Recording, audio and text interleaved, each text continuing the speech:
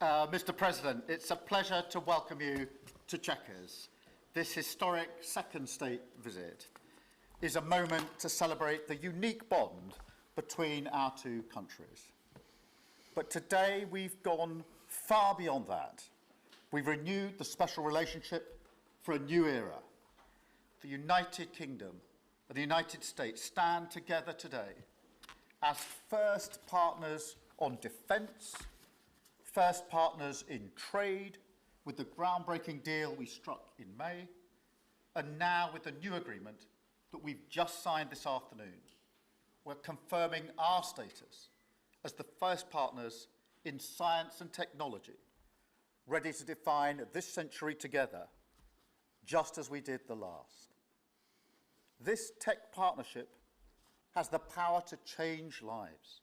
It's our chance to ensure that technologies like AI, quantum, and others amplify human potential, solve problems, cure diseases, make us richer and freer, strengthen the cause of democracy, not tyranny. This is the territory on which the future will be won. So this partnership today is a signal of our determination to win this race together and to ensure it brings real benefits in jobs, in growth, in lower bills, to put more hard-earned cash in people's pockets at the end of each month. That's what we're determined to deliver. And we're bringing businesses with us. We've just come from a fantastic meeting with business leaders where we set out this vision. They have responded with new deals and investment, breaking every record that we have. £250 billion flowing both ways across the Atlantic. That is a record. Expected to create 15,000 jobs here in the United Kingdom. High-skilled jobs in cutting-edge sectors where people can build careers for the long term, changing lives in communities up and down our country. And look, while we shape this bond for a new era, the fundamentals have not changed. Security remains the cornerstone of this special relationship. We have the deepest, most advanced defence relationship in the world. Our warriors train together and they fight together. Our industries build together, everything from fast jets to the new AUKUS-class submarines. So now, as we drive up defence spending, we're going to sweep away the barriers to working together on new defence technologies so we can stay ahead of our adversaries. We're united in defence and security, yes, absolutely.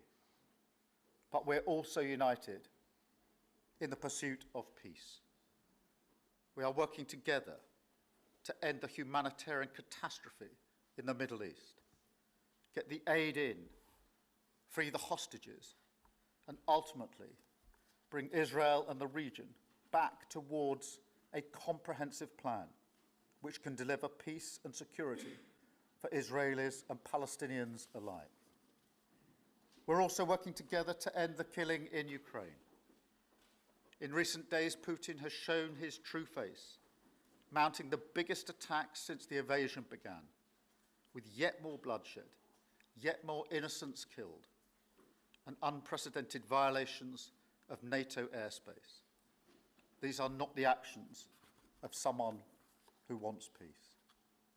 So we've discussed today how we can build our defences further, support Ukraine, and decisively increase the pressure on Putin to get him to agree a peace deal that will last.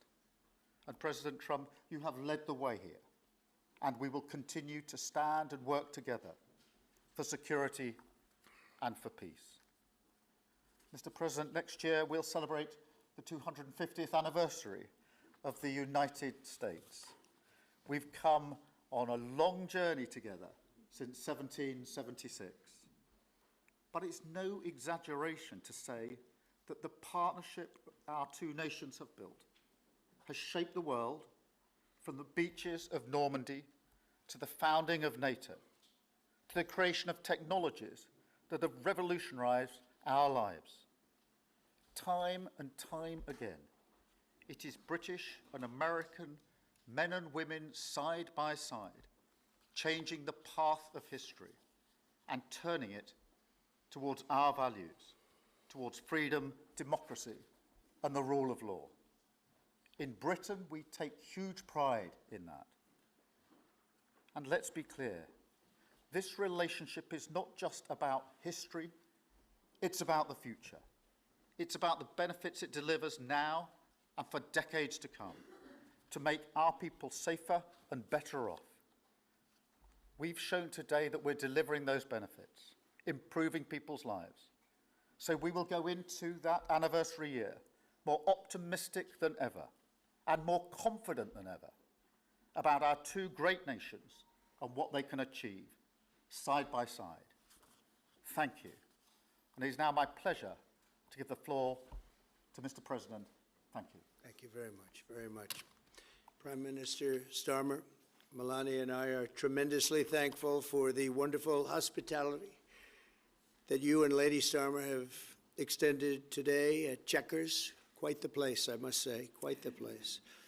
And we're grateful beyond words for the spectacular honor of the state visit yesterday at Windsor Castle, hosted by His Majesty King Charles III and Her Majesty Queen Camilla. These are two fantastic people. We will never forget it. As I said last night, the bond between our countries is like no other anywhere in the world. The United States and the United Kingdom have done more good on this planet than any two nations in human history. That is thanks in large part to the traditions of British liberty, which grew up on these isles, these beautiful, magnificent isles, and were carried by our ancestors to the New World. We're forever joined, and we are forever friends, and we will always be friends. This enduring connection is why I was thrilled that the United Kingdom was the very first country with which we made a historic trade deal, and a very good trade deal. He's a tough negotiator. I think it was a better deal for you than us, but these are minor details. It's a very good deal for both of us. He's a great negotiator who will extend our unparalleled security alliance into the realm of economic security for the first time, and I look forward to finalizing it very soon. We'll have it done very quickly.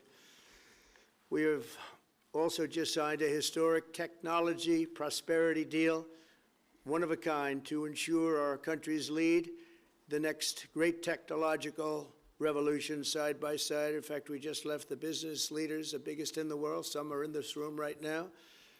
And that was quite a meeting we had on business and trade and technology. This trip has galvanized $350 billion in deals across many sectors, and we're committed to ensuring that the UK has a secure and reliable supply of the best AI hardware and software on Earth. And we supply that, and we'll make sure we supply it in quantity to the UK. And we also are joining forces on quantum computing and nuclear power, a natural partnership for close allies. The United States, as you probably have heard, is doing better than it has ever done in terms of business and investment. The stock market has hit a new high, as you know, and that's for many, many days out of our fairly short 8 months. And we seem to be hitting new highs, and I think we're going to do much better even as time goes by. Jobs are at a record, and most importantly, we have more than $17 trillion, $17 trillion, and this is during an 8-month period being invested in the country, which is not only a record, but if you compare $17 trillion to the last year of the Biden administration, they did $250 billion. They didn't do $1 trillion for the 4-year period. We did $17 trillion of investment coming in. A lot of it's because of tariffs, and a lot of it's for a lot of other reasons, but there's never been anything like it. It's an economic superstar. That's what's become. It was mismanaged and badly handled for a long period of time, but it's not badly handled anymore. So that's a record, and remember, that's up until 8 months. We have another few months to go, and that number is going to get significantly higher, especially if we win a certain case that we're waiting to hear. That will be something like the world has never seen. I want to congratulate the United Kingdom on making the vital commitment to spend 5% of GDP on defense at the NATO summit this year. We've worked together very closely in so many ways. I'm very honored to tell you that we've solved 7 wars,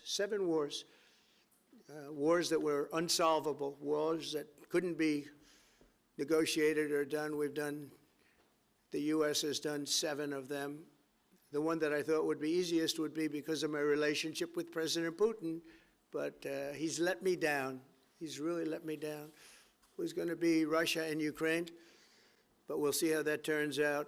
But that turned out to be, I thought it might be among the easiest of the group, but we had settled just about every conflict, and as you know, we're working very hard on Israel and Gaza. All that's happening over there.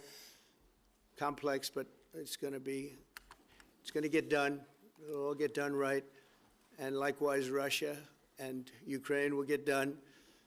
But you never know in war. You know, war is a different thing. Things happen that are very opposite of what you thought. You thought you were going to have an easy time or a hard time, and it turns out to be the reverse. As we saw in the unforgettable parade yesterday at Windsor Castle, what a place it is. The British Armed Forces carry on one of the finest military traditions in the world, one of the greatest marching bands, one of the most magnificent sights I've seen. I know that our service members look forward, and we do look so forward, to working even more closely with yours as you push toward that 5% goal. And I think, Mr. Prime Minister, you're just about there. You're going to be there very quickly, along with a lot of other great countries. I want to thank NATO and our wonderful head of NATO, who's really worked very hard, Mark, for the job they've done. As you know, NATO is at 2% GDP, and they didn't pay it. Now they're at 5%, then they pay it. And we appreciate that. And we're sending a lot of weapons to NATO. NATO is paying for those weapons in full. But we're sending them, and we're doing a great job at getting them what they need. And we appreciate the fact that they're taken care of, because the United States is into that war for $350 billion. And just really very sad. It just got out of control. They didn't know what they were doing. But over the generations, British and American warriors have shed their blood side by side in defense of liberty and freedom. And that's why it's so imperative that the United States and the United Kingdom stand together for these fundamental rights and values of the English-speaking world. And we've always stood together, and we will continue to. Just last week, a great American, Charlie Kirk, was heinously assassinated for speaking his mind. He was a great young man, incredible future. Some people said he might be president someday. I told him, I said, Charlie, I think you have a good shot someday at being president. And he just wanted to take care of youth. He loved youth. I've never seen anybody relate to youth like Charlie, and they related to him, and they're devastated. But I appreciate the many British citizens who have offered their condolences. And again, Charlie was a great person. We'll be going out to a service on Sunday. I'll be leaving with some of the people in this room just to celebrate Charlie and all that he's done. So incredible. Never seen anything like it. But I hope that together our nations can lead a movement to defend the glorious traditions of freedom on both sides of the Atlantic. There could be no greater tribute to the immortal bonds of affection and loyalty that unite the British and the American people for all of time. We have a relationship like no other. It will always be that way. We will always be united. We'll always be together. And I just want to thank you, Mr. Prime Minister, for the great job I think you're doing. Thank you very much. Thank you. Thank you.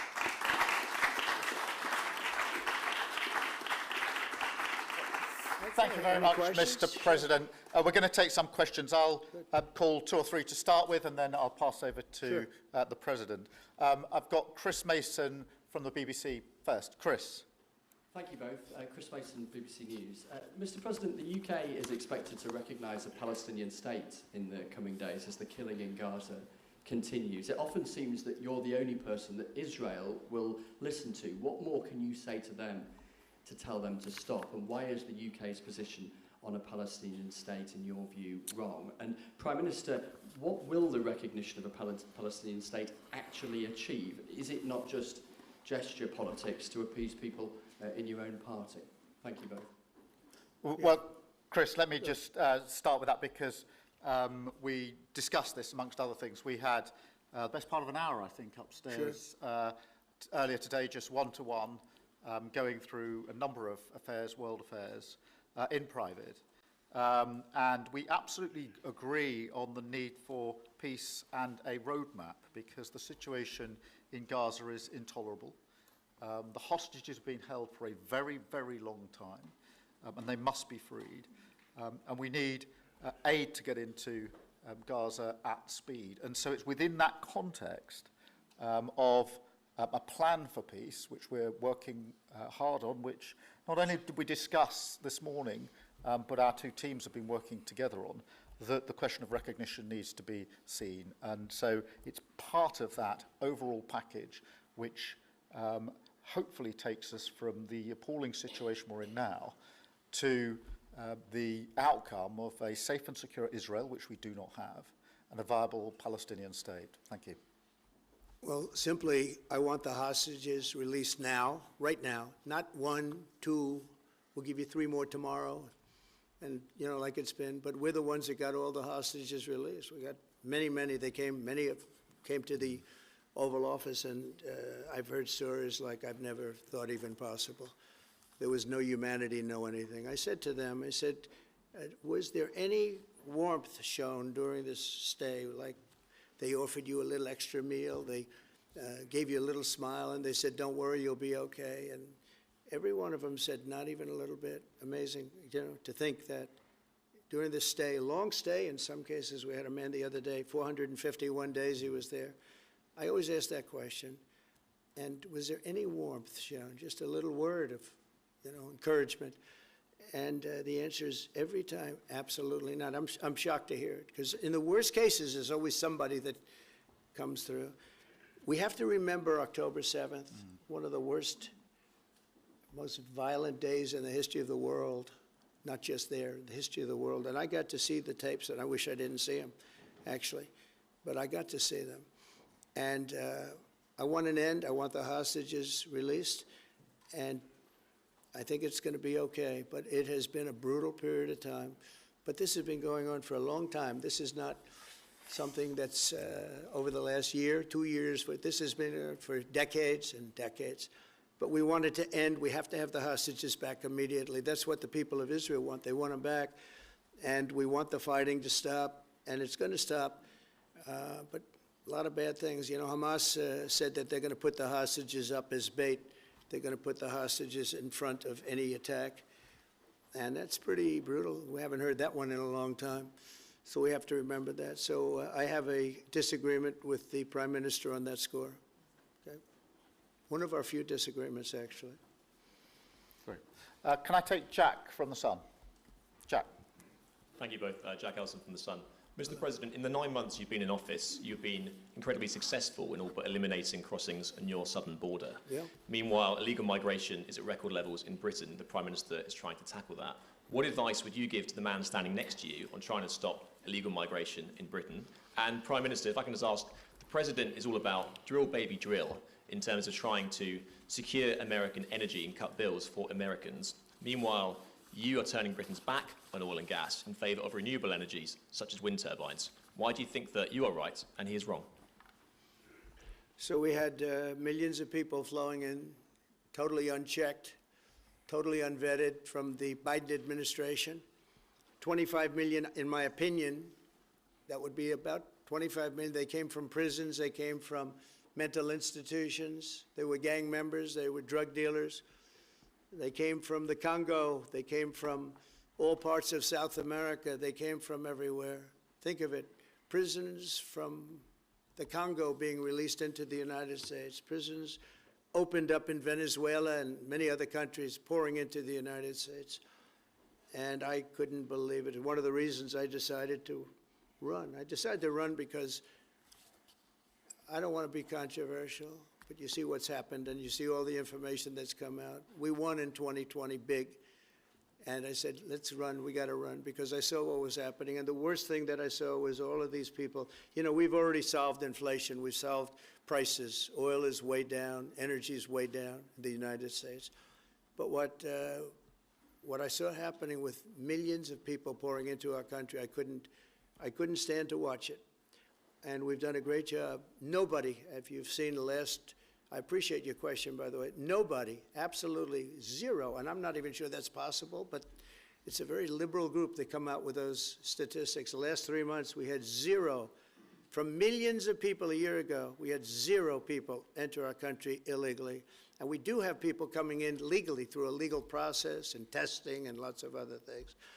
I think it's very important, and we speak about it, and I think your situation is very similar. You know, you have people coming in, and I told the Prime Minister I would stop it, and it doesn't matter if you call out the military, it doesn't matter what means you use, but it's going to destroys countries from within.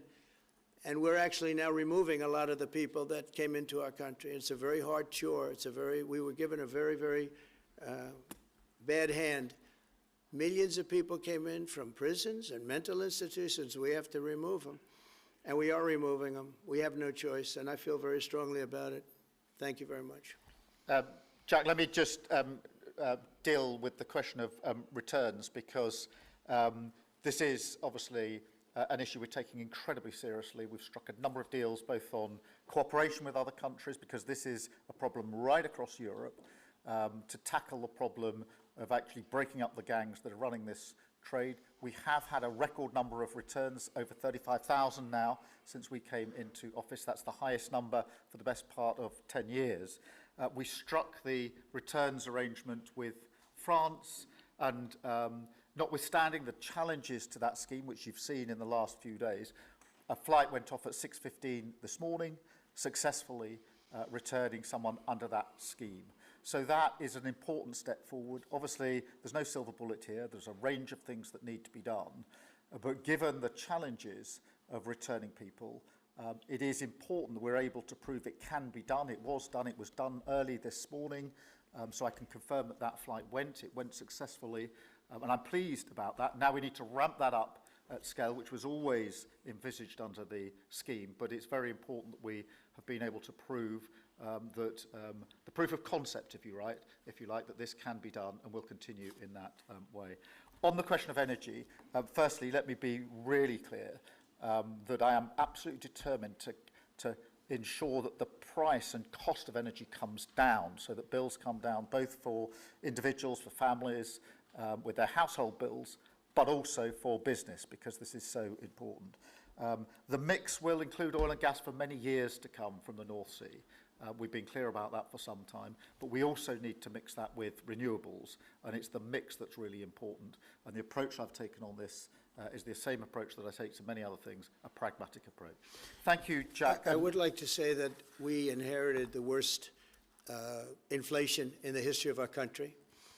We had inflation, the likes of which we've really never seen. They say 48 years, and I'll accept that, but I really don't. We had the worst inflation in the history of our country, and we had a expression that I used a lot, drill, baby, drill, and as you know, we brought fuel way down, the prices way down, and we don't do wind because wind is a disaster. It's a very expensive joke, frankly, and we got our energy prices way down. That brought the inflation way down, and now we have very little inflation, and we have a very, very strong economy. So that was very important, drill, baby, drill.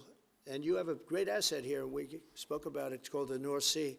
The North Sea oil is phenomenal, and I hope, because I love this country, you know. My mother was born in Scotland, and the Hebrides, Stornoway, that's serious Scotland. We were talking about it. And I want this country to do well. And you have great assets that you're going to start using, I believe, under this Prime Minister. Thank you. And I've got Matthew from The Economist. Matthew. Thank you, Prime Minister. Mr. President, you say that President Putin has let you down.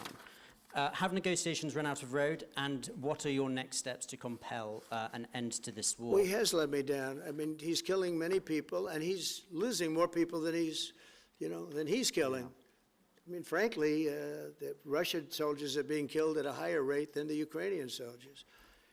But, yeah, he said, let me down. I don't like to see. It's death. You know, it doesn't affect the United States. We have, other than unless you end up in a world war over this thing, you could. This was a thing that would have never happened had I been president. If I were president, it would have never happened. And it didn't happen for 4 years. Most people agree it didn't happen, nor was it close to happening. And I spoke to President Putin about Ukraine. It was the apple of his eye. I've said that many times. It was. But he would have never done what he did, except that he didn't respect the leadership of the United States. They just went through the Afghanistan total disaster for no reason whatsoever. We're going to leave Afghanistan, but we're going to leave it with strength and dignity. And we're going to keep Bagram, the big air base, that one of the biggest air bases in the world. We gave it to them for nothing. We're trying to get it back, by the way. Okay, that could be a little breaking news. We're trying to get it back because they need things from us. We want that base back. But one of the reasons we want the base is, as you know, it's an hour away from where China makes its nuclear weapons. So a lot of things are happening, but I am very disappointed in the fact that that one's not settled. To think that we settled Azerbaijan and Albania as an example, it was going on for years. It was never going to be settled. If you remember, the prime minister and the presidents, they were there for many years. They said, when they were in my office, we settled. And they started off at both sides of the Oval Office, so far away. I didn't know you could be so far away. And as we were together for an hour, they kept getting closer, closer. And by the time we finished, we all hugged each other. And one said, I've been in this position for 22 years, and all I've done is kill their people. The other was there for 7 years, and all he did was kill their people. And we got it settled. And we did others, as you know. The Congo, we settled the Congo with Rwanda. That was going on, and that was a machete war. That was a gruesome war. Many people, close to 10 million people killed. We got that settled. My biggest disappointment, but it's, you know, look, we did 7, and most of them were not thought to be settleable. We did India and we did Pakistan. That's 2 nuclear. That was purely for trade. You want to trade with us, you're going to have to get along. And they were going at it hot and heavy. But the Russia situation, I hope we're going to have some good news for you coming up. But again, it doesn't affect the United States. And look, it doesn't so much affect you. Of course, you are a lot closer to the scene than we are. We have a whole ocean separating us. But I will say this, it's millions of people have died in that war, millions of souls. And they're not American. The soldiers, mostly soldiers, as you know. The soldiers are being killed at levels nobody's seen since the Second World War. But they're being killed, and I feel I have an obligation to get it settled for that reason. Thank you. And just to add on that question, because we have to put extra pressure on Putin. And it's only when the president has put pressure on Putin that he's actually shown any inclination to move. So we have to ramp that pressure up. I think it's important to have this conversation in the context of what's happened in recent weeks. We saw damage and bombing to the British Council in Kyiv. These are targets that it was thought until recently were not targets that would be hit. The British Council, the European Union Embassy, the Council of Ministers, where President Zelensky's ministers' work was hit. Again, these were thought to be places that wouldn't be hit. And then the incursion into Poland last week. And if you put that together, what you can see is either an emboldenment or at least an increased recklessness on Putin's part. And that's why I said earlier that they're not the actions of someone who wants peace. So we have to ramp up. And we discussed earlier today, we have built the coalition of the willing with British leadership and French leadership, stepping up with military planning in the seas, in the sky, on the ground, and ramping up what we do with the Ukrainians themselves.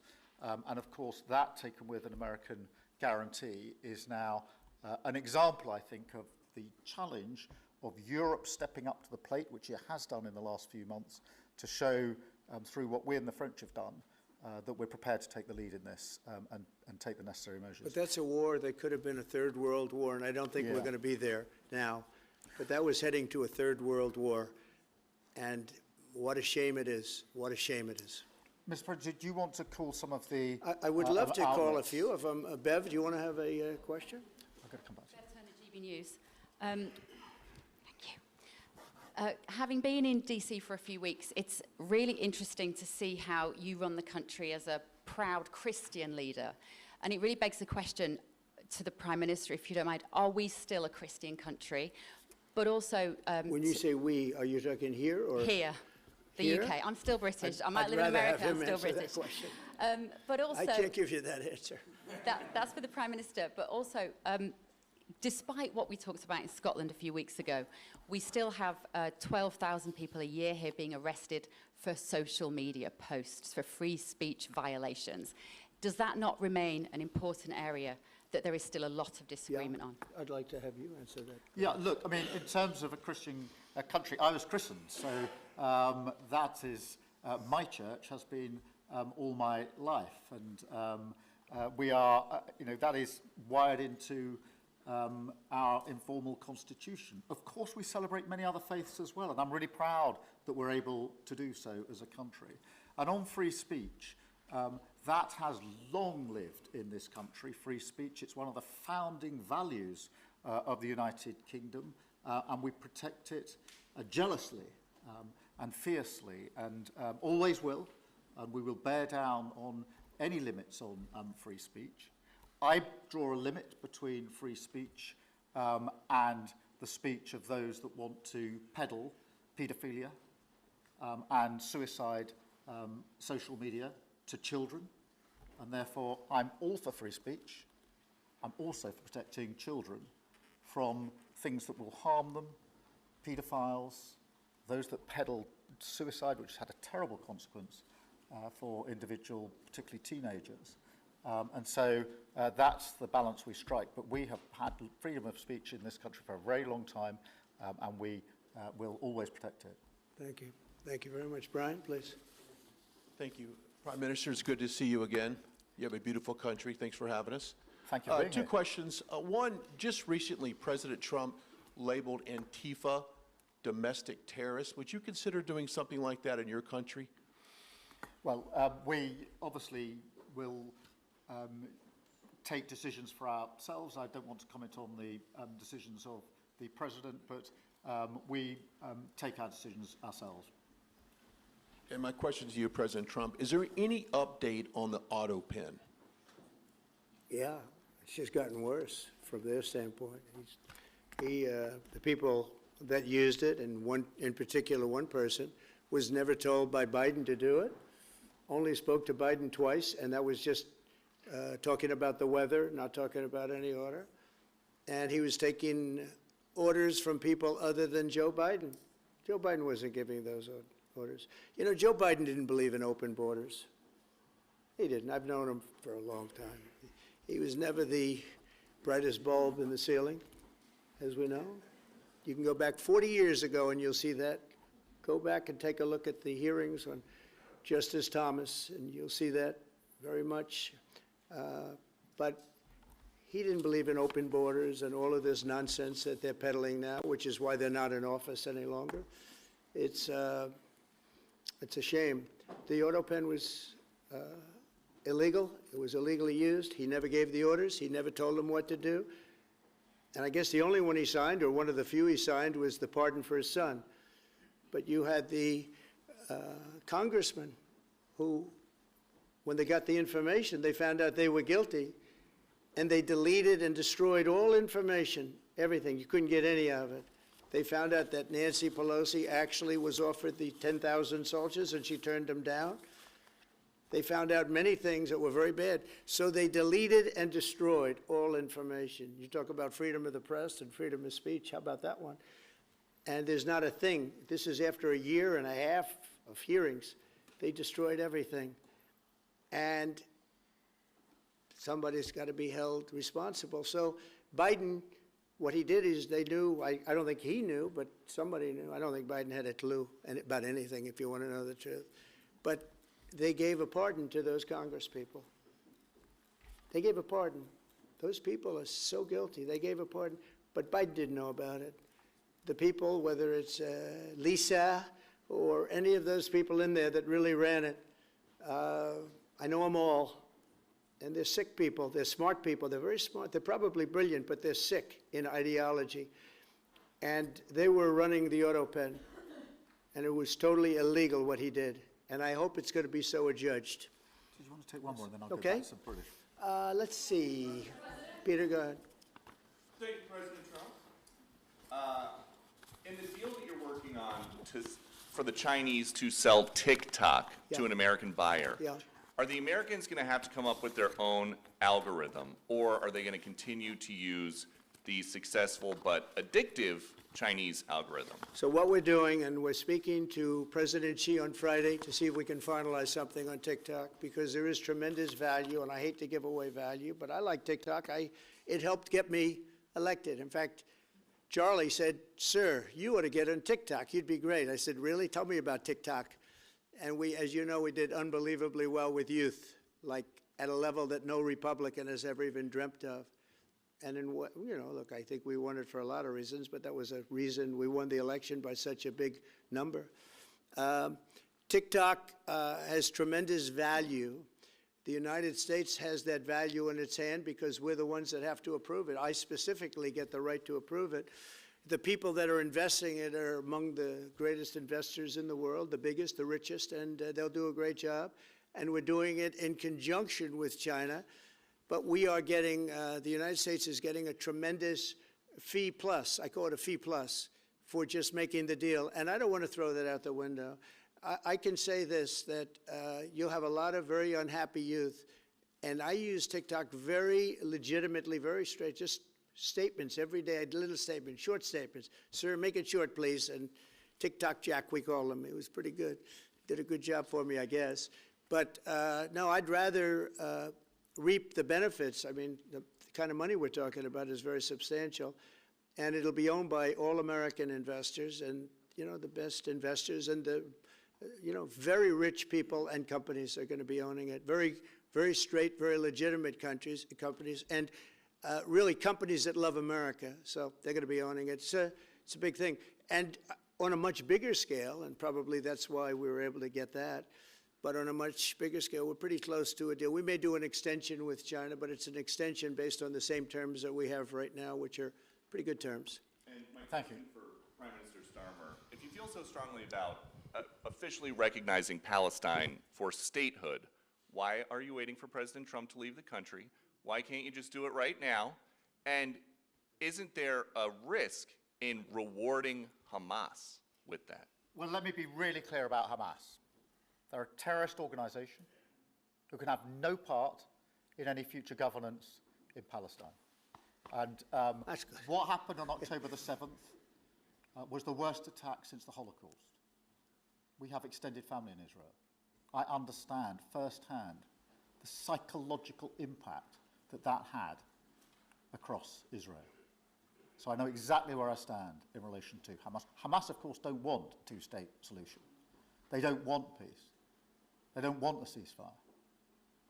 So I'm very clear where I stand on Hamas. Okay. On the question of recognition, I made my position clear at the end of July as to the timing, which has got nothing to do with this state visit, and I've discussed it with the President, as you would expect amongst two leaders who respect each other and like each other and want to bring about a better solution in the best way that we can. Thank you so much. Can I go back then to Robert at ITV? Robert Person, ITV. Mr. President, you uniquely, you alone in the whole world, have the power to persuade Prime Minister Netanyahu to stop the demolition of Gaza City, to stop the starvation of Palestine, and to stop the killing of civilians. If not now, when will you exercise that power to tell him to stop? Sure. And then for both of you on... But you do understand about October 7th. You do understand. So believe me, I understand. One of the worst days in the history of humanity. What happened, I have seen the tapes. Babies that are 4 months old and just chopped up to pieces. And you've seen the tapes and I've seen the tapes. You're a professional and so am I. And people forget about October 7th. I can't forget about it. So I want it to end, but I want the hostages back. I don't want the hostages used as human shields, which is what Hamas is threatening to do. But as soon as they're back, that's the moment you will tell Netanyahu Well, to stop. it would certainly help, but I have to have the hostages back. And I don't want them back piecemeal, as I said before. I want them back. And on a separate issue, free speech, your Vice President, Vance, said that free speech is under attack in the UK. Do you agree with him? And Prime Minister, we saw the dismissal of a very well-known chat show host in America last night, Mr. Kimmel. Is free speech more under attack in Britain or America? Well, Jimmy Kimmel was fired because he had bad ratings more than anything else, and he said a horrible thing about a great gentleman known as Charlie Kirk. And Jimmy Kimmel is not a talented person. He had very bad ratings, and they should have fired him a long time ago. So, you know, you can call that free speech or not. He was fired for lack of talent. Yeah, please, go ahead. Yeah, I mean, firstly, on the question of Charlie Kirk, can I just express how shocking that is, I think, to everybody who believes in free speech and in democracy. It sent shockwaves through the world, and I know that he was a friend of the president, and I reached out straight away to the president because I understood how impactful it would be on him and his family. And we all need to be absolutely clear about that. Whatever our political views, it is shocking and is to be condemned. On free speech, not much to add to the answer I gave earlier. This country's had free speech for a very, very long time. It is part of who we are as a country, and it is the values that we fought for. We fought for it during the Second World War alongside each other. So we need no reminding of the importance of free speech in this country. Thank you, Robert. And I go to Beth for the final question, please. Beth. Thank you so much. Sky. Thank you, Beth Rigby, Sky News. Thank you, Prime Minister. If I could start with you. Prime Minister, President Trump has said he's ready to impose major sanctions on Russia if NATO countries stop purchasing Russian oil. He's got a point, hasn't he? Is that what you now believe is needed to bring Putin properly to the table? And what's your message to the President on US sanctions? And Mr. President, if I may, the King praised your personal commitment last night to finding solutions to the world's most intractable conflicts. You have invested much of your time and effort in Ukraine. But even as you seek to broker a deal, President Putin is escalating the war. He's firing drones into NATO airspace. You say he has let you down. Was it a mistake to invite him to Alaska? Do you regret it? No. And is it time to squeeze him, sir, and scare him and impose sanctions? And finally, if I may, the elephant in the room, Lord Mandelson, he is no longer the ambassador. Do you have some sympathy with him that he lost his job over historic links to Jeffrey Epstein? Thank you very much, sir. I don't know him, actually. I had heard that, and I think maybe the Prime Minister would be better speaking of that. That was a choice that he made, and I don't know. What is your answer to that? Well, I mean, it's very straightforward. Some information came to light last week which wasn't available when he was appointed, and I made a decision about it, and that's very clear. On the question of the pressure on Putin and on Russia, which is obviously really important. Look, I think it is a challenge to Europe. There are a number of European countries which are too reliant on energy from Russia. The UK actually obviously has almost got nothing at all, but we do need to bear down and work with our European counterparts here. There are one or two countries, I think, that do need to look again at the question of energy. There's no one silver bullet here. We do have to have a wider suite of sanctions, which we've put in place a number of times, working across Europe and with the United States. And of course, we must, and we are, making sure that Ukraine is in the strongest position now, because one of my long concerns here has been that whilst we talk about a ceasefire, and we all want a ceasefire, and we talk about what might happen after a ceasefire, we mustn't forget that Ukraine needs our support now, and we've said we stand with Ukraine from the start to the finish, and that means we must continue to supply them with what they need in order to fight this war, which of course resulted from and is a result of Russian aggression. We have particularly done the sort of leadership role in the coalition of the willing, so that if there is a ceasefire and if there is a deal, and I do hope there is, that is then lasting and not then broken, because given previous history, I don't trust Putin. Thank you. Very simply, if the price of oil comes down, Putin's going to drop out. He's going to have no choice. He's going to drop out of that war. And when I found out that the European nations were buying oil from Russia, and as you know, I'm very close to India. I'm very close to the Prime Minister of India. I spoke to him the other day, wished him a happy birthday. We have a very good relationship. He put out a beautiful statement, too. We have, but I said, you know, I sanctioned them. China is paying a very large tariff right now to the United States, but I'm willing to do other things, but not when the people that I'm fighting for are buying oil from Russia. If the oil price comes down, very simply, Russia will settle. And the oil price is way down. You know, we got it way down. We're drilling and we produce more oil than anybody else in the world. We're doing a lot.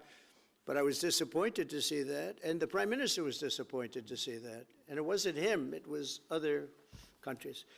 And you can't do that. You can't do that. You can't. That's not playing fair with the United States. And we can't have that. Thank you. Thank you very much indeed. Thank you. Thank you. Thank you. Thank you.